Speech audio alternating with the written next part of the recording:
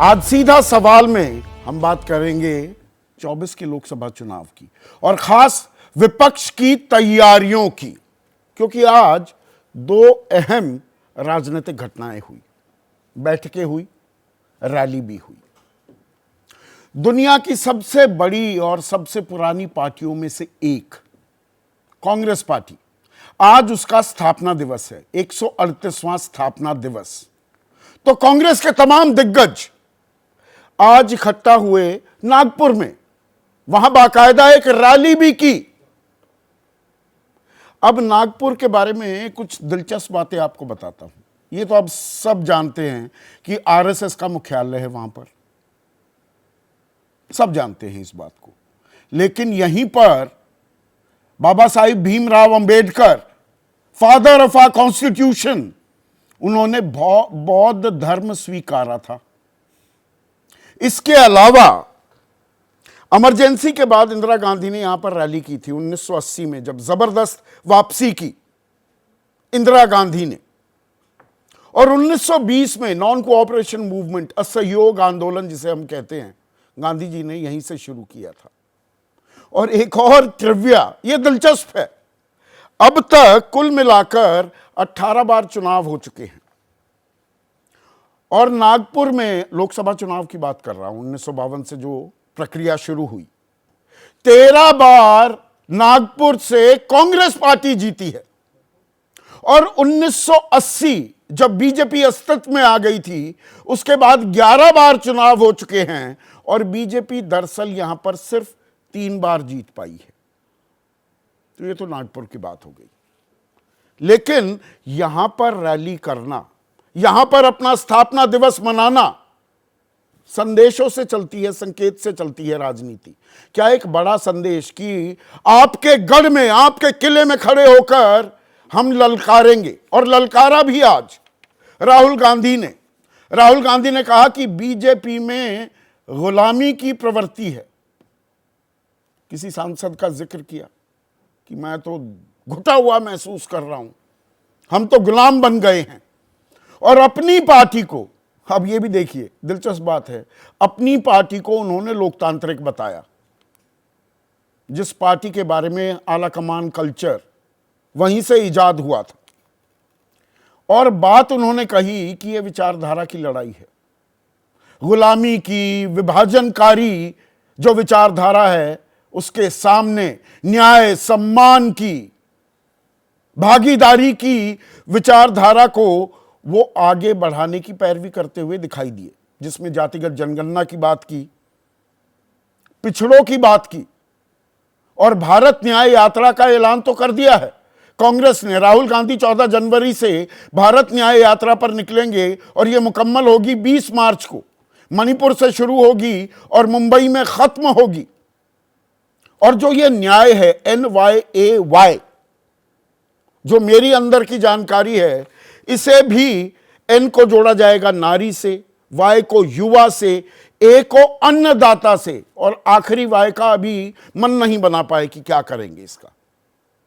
पर नारी, युवा और अन्नदाता, इस पर जोर रहने वाला है कांग्रेस पार्टी का। यहां पर तंज भी कसा कि तिरंगा लहराने से गुरेज परहेज करता आया 50 साल तक। नागपुर के मुख्यालय में तिरंगा नहीं लहराया आरएसएस ने। ये तिरंगे को सलूट नहीं करते, नफरत की दुकान खोल रखी है। और हम अंग्रेजों से नहीं डरे तो बीजेपी और आरएसएस से क्या डरेंगे।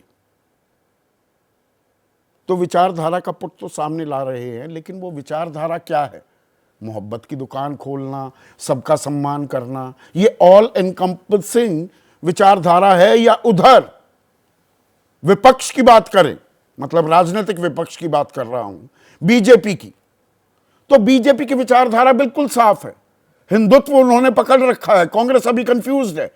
3 राज्यों के चुनाव में अगर हम मध्य प्रदेश की बात करें, कमलनाथ सॉफ्टली हिंदुत्व की लाइन पकड़ते हुए दिखाई दे रहे थे। वही काम भूपेश बघेल कर रहे थे। प्राण प्रतिष्ठा के लिए न्योता स्वीकारा जाए ना स्वीकारा जाए, अभी इसमें दिक्कत है। सनातन धर्म के बारे में कुछ कह देते हैं दक्षिण के घटक इंडिया के, तो कांग्रेस असमंजस में आ जाती है। तो विचारधारा में जो क्लैरिटी होनी चाहिए, क्या वो अभी तलाशनी ढूंढनी बाकी है? राहुल को लगता है वो सही राह पर चल रहे हैं।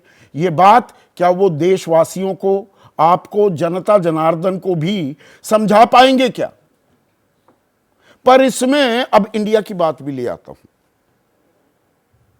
जो भारत न्याय यात्रा है वो विशुद्ध राहुल गांधी और कांग्रेस की यात्रा है। आज यह साफ किया गया कि जिन जिन राज्यों से निकलेगी वहां पर जो हमारे सहयोगी होंगे, विपक्षी खेमे के और जो प्रमुख दल होंगे, उन्हें न्योता दिया जाएगा। कल मेरे ही कार्यक्रम में मुख्य प्रवक्ता हैं जेडीयू के केसी त्यागी, उन्होंने कहा अगर ये भारत न्याय यात्रा पूरा इंडिया गठबंधन निकालता तो कहीं बेहतर होता। और उसी में एक कड़ी आज और हमें देखने को मिली। कांग्रेस स्थापना दिवस नागपुर में मना रही है और दिल्ली में कार्यकारिणी की बैठक कर रही है जेडीयू। और यहां पर कयासों का बाजार, और बल्कि मैं शब्द इस्तेमाल करूंगा, अफवाहें भी जोर पकड़ती दिखाई दी। नीतीश वापस बीजेपी में चले जाएंगे जी, ललन सिंह से इस्तीफा ले लिया जाएगा, नीतीश कुमार खुद अध्यक्ष बन जाएंगे, टूट जाएगी फूट जाएगी जेडीयू, ललन सिंह की बहुत ज्यादा नजदीकी हो रही है लालू प्रसाद यादव से। आज पहले दिन की बैठक के बाद कल कार्यकारिणी में राजनीतिक प्रस्ताव रखा जाएगा। जो मेरी जानकारी है, नीतीश कुमार ने बाकायदा उस राजनीतिक प्रस्ताव में एक पैरा और ऐड करवा दिया। और पैरा क्या था या क्या है, कल आपके सामने ये खबर आएगी कि हम जब भी गरीबों की, गुरबों की, हाशिए पर पड़े लोगों की, पिछड़ों की, दलितों की बात करते हैं, बीजेपी सनातन की बात करने लग जाती है। ये विभाजनकारी लोग हैं, इनको किसी भी कीमत पर हटाना होगा। तो नीतीश, और ये सुशील कुमार मोदी के एक ट्वीट से खबर जो चली थी, क्या ये औंधे मुंह गिरती है? इस बात पर नीतीश ने बाकायदा ये पैरा ऐड करवाया है। और कल के राजनीतिक प्रस्ताव में इंडिया गठबंधन की भी बात होगी, बंटवारे का, सीटों की बंटवारे का एक फॉर्मूला भी सामने आएगा, और बीजेपी की 9.5 साल की नाकामियों का एक बाकायदा लंबा चौड़ा लेखा जोखा भी उसमें शामिल किया जाएगा। पर सवाल अभी ये कि इंडिया के लोग साथ क्यों नहीं बैठ जाते? अंदर खाने कहीं दिक्कतें चल रही हैं कि भाई नीतीश और लालू में कुछ ठनी हुई है, या नीतीश अब कह रहे हैं कि बीजेपी को किसी कीमत पर हराना है और हम फॉर्मूला देंगे। वो फॉर्मूला क्या ममता बनर्जी को या अखिलेश यादव को मान्य होगा, कबूल होगा? ये अभी ऐसे सवाल हैं जिनके जवाब इंडिया खेमे से साफ तौर पर मिलते नहीं दिखाई दे रहे हैं। बॉक्सेस राइट टिक कर रहे हैं जी, यात्रा पर निकलेंगे, अच्छी बात है। विचारधारा की बात हो रही है, अच्छी बात है। कोई साझा न्यूनतम कार्यक्रम, मुद्दे सबसे बड़े क्या होंगे? 2 मुद्दे हैं, 3 मुद्दे हैं, संयोजक कौन है? प्रधानमंत्री के चेहरे पर अब एक आम सहमति बनती दिख रही है विपक्षी खेमे में कि ये तो चुनाव बाद भी तय कर लेंगे। तो वो क्लैरिटी आ पाएगी, जबकि बीजेपी 2,55,000 पंचायतों में वो जाने का मन बना चुकी है। गारंटी की गाड़ी वो चलाएगी। तो भरोसे की एतबार किस पर ज्यादा, यह सवाल भी वो उठाने वाले हैं। और गारंटी दरअसल कांग्रेस का शब्द था, इसे कोऑप्ट कर लिया है बीजेपी ने। खबर यह भी आ रही है कि कहां इंडिया अभी सीटों के बंटवारे का फॉर्मूला भी सामने नहीं लेकर आ पाई है। वो कब होगा बंटवारा, वो तो दूर की कौड़ी है अभी। और बीजेपी अपने तमाम बड़े दिग्गजों के नाम अगले महीने के अंत तक ऐलान कर देगी। चुनावों की घोषणा 10-12 मार्च तक होने वाली है। तो यहां पर तैयारी की भी बात है, इसी पर आज हम चर्चा करने वाले हैं। लेकिन पहले सुनिए राहुल गांधी ने क्या हुंकार भरी, पलटवार क्या किया देवेंद्र फडणवीस ने, सुनिए। हिंदुस्तान के युवाओं को रोजगार की जरूरत है। यह काम नरेंद्र मोदी जी और एनडीए की सरकार नहीं कर सकती। यह काम सिर्फ इंडिया अलायंस कर सकता है, क्योंकि इस काम को करने के लिए हिंदुस्तान की जनता की आवाज को सुनना होगा। नफरत मिटानी होगी और इस देश को एक कर जोड़कर आगे जाना पड़ेगा।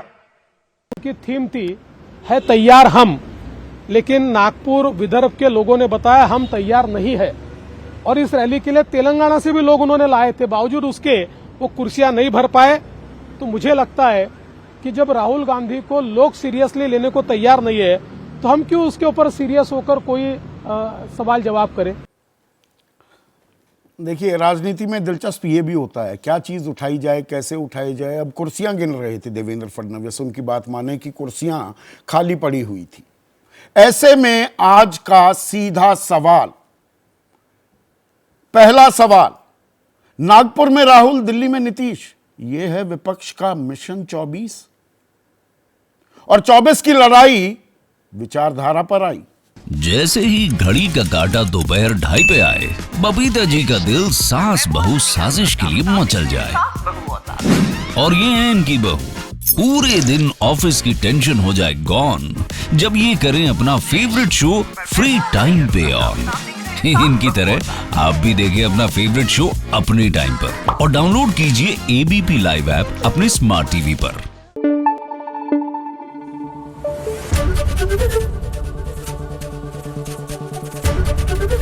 एबीपी न्यूज आपको रखे आगे।